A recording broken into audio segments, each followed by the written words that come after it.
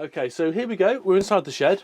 In front of me here, that's the charger controller I'm going to connect up to first of all. Okay, this is where the wire is coming in, just up here, and this is the wire I need to attach. Now that is the input here, positive and negative. Okay, that's the live and the neutral there. Zoom in, have a closer look. I'm not going to cut any cable off. I'm going to keep it at the length it's already at because there's no real need to. So taking that off, still being careful not to short these out, because remember this is now connected to the panel that's on the roof that's producing energy, and where it's positioned at the moment there's a bit of current coming in. Not very much, probably just less than an amp, but still it's enough that could heat things up that don't or shouldn't be heated up. Now we need to make sure again the polarity is right. Now looking closely at these wires here, you can't see them on the camera, but I can see them. And the one on the right hand side here is the one that's got the white markings on. So that is the positive. So I'm going to connect the positive into the positive terminal and tighten that up, like so.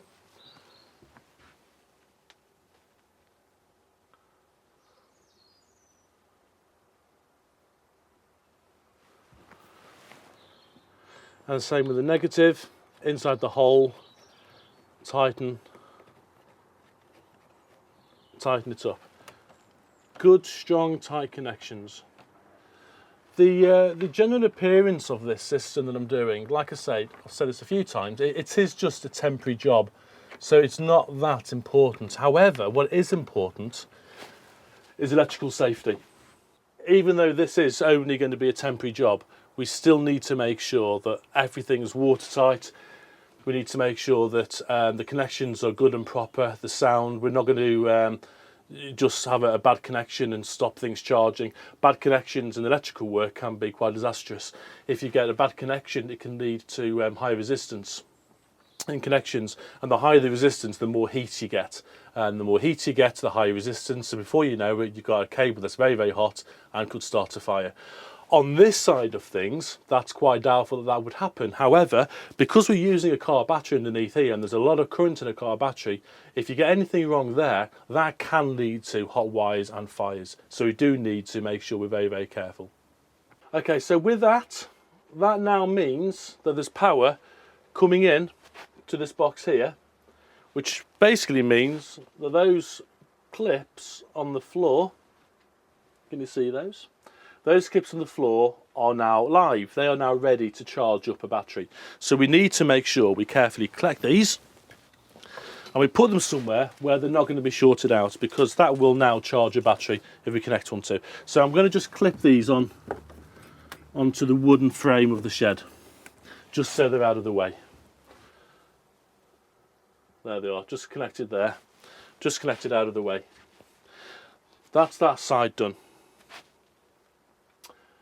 Next, we need to sort out what we're going to do about the 12 volt. What are we going to do with this 12 volts? Once I flick that switch and the battery's connected, that's going to be live. So what do we want that to do? We've got options where we can either connect a 12 volt LED lighting or any other type of 12 volt light bulb, or we can connect this to the DC AC inverter. I think the DC AC inverter is the way I want to go with this. So let's get that mounted now. All right, so here we go. This is the inverter we're going to be using. Now, like I said, those are the terminals for connecting the battery, okay? We've got positive on the right side. On the left-hand side, we've got the negative. That is then going to give us live, neutral and earth, 240 volts coming out. That's just an LED to show us a unit switched on. I might as well just have that hanging down. No real purpose for that in this stage. I just want to get this mounted. So the way we've got it working now, or the way everything's situated, is this is going to go roughly here. I used to have a separate control box here with the older system, which that's what that wired into. And luckily enough, that will also fit into here. So that's happy there. That's an ideal place for it for the time being. So I need to get this now mounted onto the wall. The there's no holes drilled into this casing and there's no real way of me mounting this, but I can, using a couple of screws, just screw into the wood and have a screw head actually hold that in place, and I can screw that side into that wooden joist there. So I think that's the way I'm going to do this. I think that will go well there.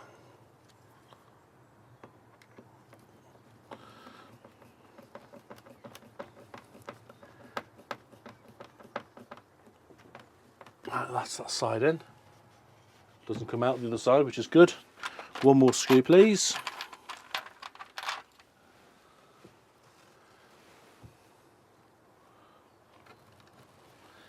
Now, something I should probably mention. Now, one thing I probably should mention is that this this inverter has been tested, but it's also been discharged. So I would normally suggest don't go anywhere near and don't even open up an inverter, because you've got capacitors, mainly this big one here, that will store and hold charge.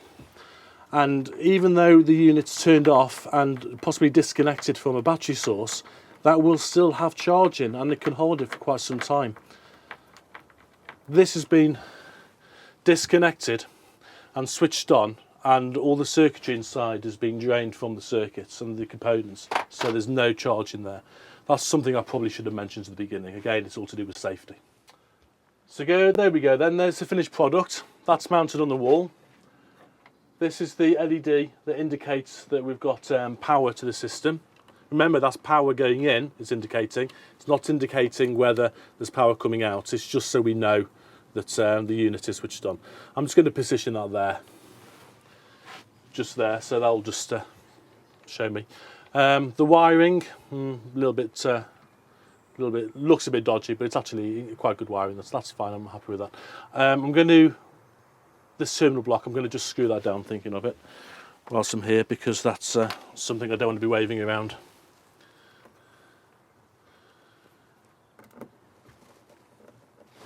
Like I say, it's not going to be the neatest job, but it's a very, very temporary job, just until we knock this thing down. Well, this is going to provide enough light and power in the shed to keep things ticking over. Okay. Right, next thing I need to do is to connect the power cable now from the battery to the inverter. Now again, making sure we've got the polarity correct. I know that the insulation with the markings on, which you can't see, but I can, is that one there. That indicates to me that that is the positive. So I'm looking for, we'll do the negative one first, because that's the easiest to get to. Slow down. Let's just undo these screws a little bit.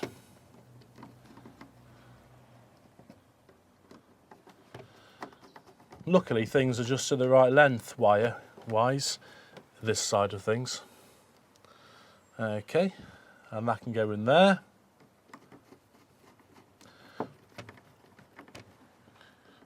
Nice and tight. Remember, we don't want anything to come loose on this side where it's connected to the battery.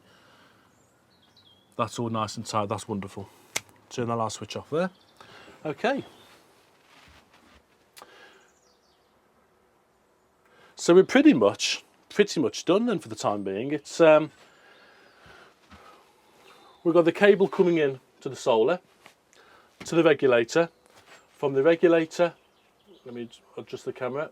Regulator, it comes down this wire, down there, down for the moment to those clips there.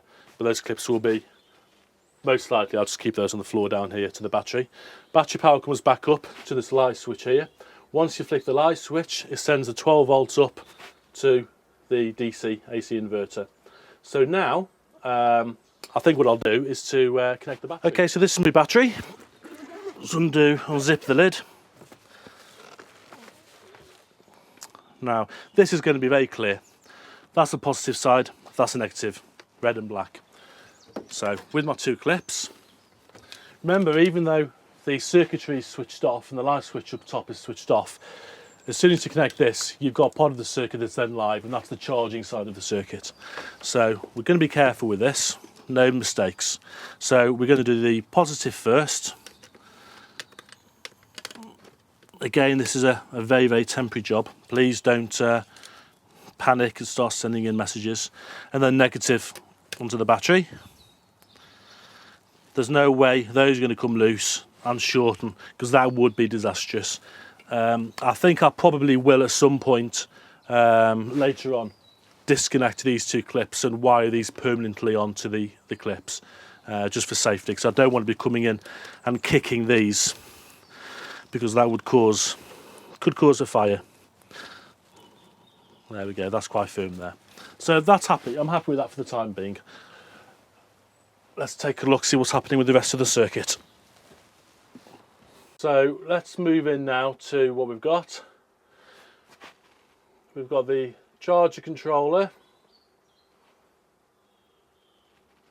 Yeah, bear with. There we go.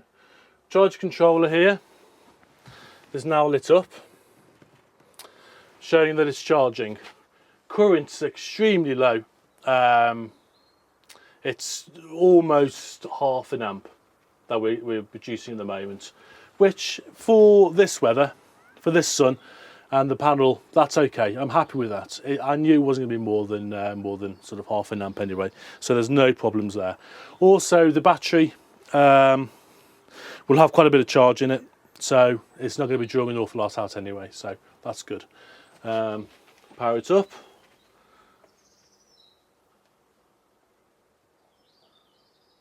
Turn it on. There we go. Here it beeped. LED's on, indicating we've got 240 volts. What I now need to do is to decide what lighting I'm going to use. Now, moving on up. Let's turn that off. This cable here, this is for an outside light. Just the side of this panel. I'm not going to use that, I've no need for that. So that can come off. And what I'll do this now, quick job, just disconnect this lead. We don't need that. But if I do need it at some point, I'm going to leave the wiring and the connector block just in situ. I'm going to use this three-way socket. I'm going to wire that straight into that connector there. And what I need to do first of all is to get this mounted. So that's going to be a matter of putting a couple of screws in just to match up with these holes here and just to slot on into place. So let me do that.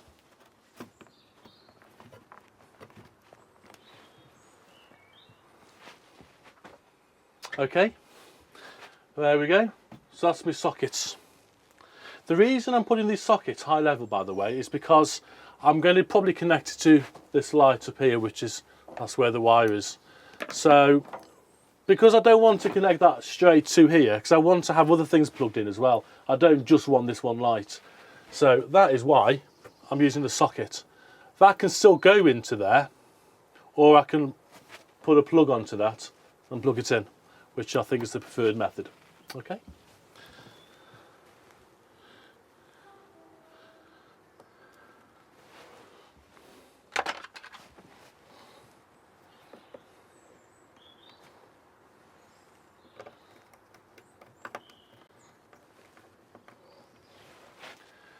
Incidentally, the sun's just come out a little bit,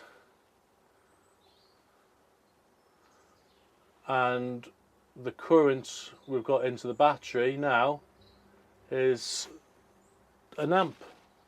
Look at that. So not a particularly sunny day, but you know, it does bring in the power, and when you've got this happening sort of on and off for a few hours every single day, if you consider how much we're actually going to be using this battery, that should give us plenty of charge for the amount of usage. So that's good. That's a good demonstration. Okay.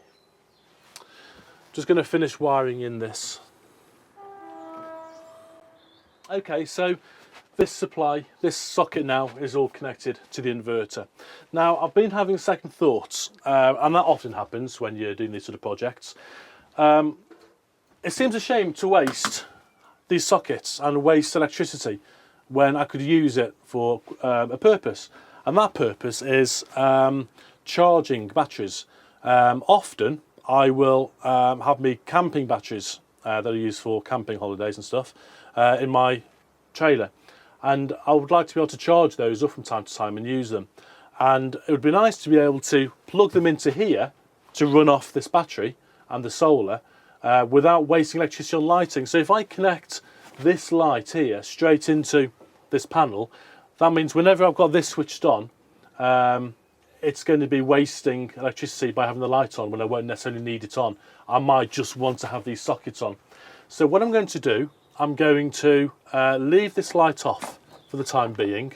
I would put a plug on and plug it into there, but I've had another idea. I'm going to just leave it temporarily, and I'm going to just use this this lamp here. Now this has got an energy saving light bulb in. It's an equivalent to a 100-watt bulb, which is perfectly adequate for this workshop.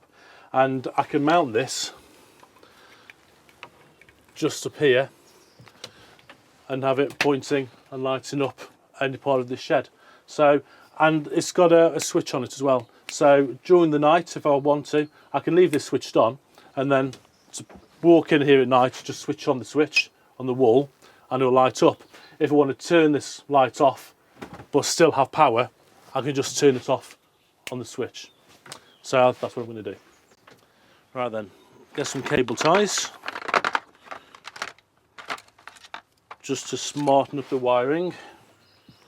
That will work okay there.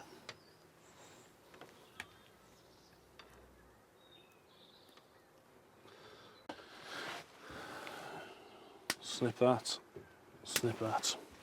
Right, so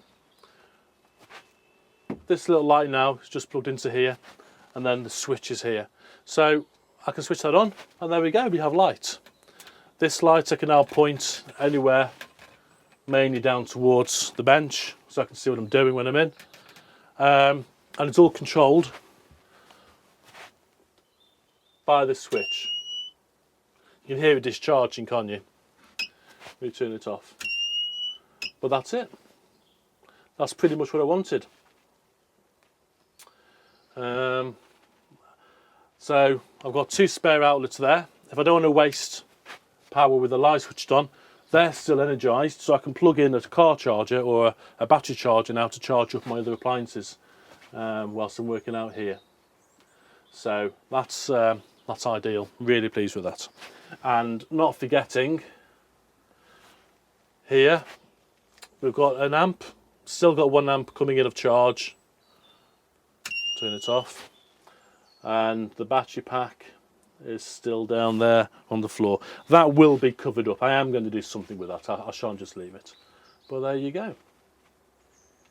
That's how we power up what we need. And there we have it. That's how we power up a shed. So as you can see, I've mounted the solar panel now. I've made a bit of a homebrew bracket, which is just holding it nicely into place for me.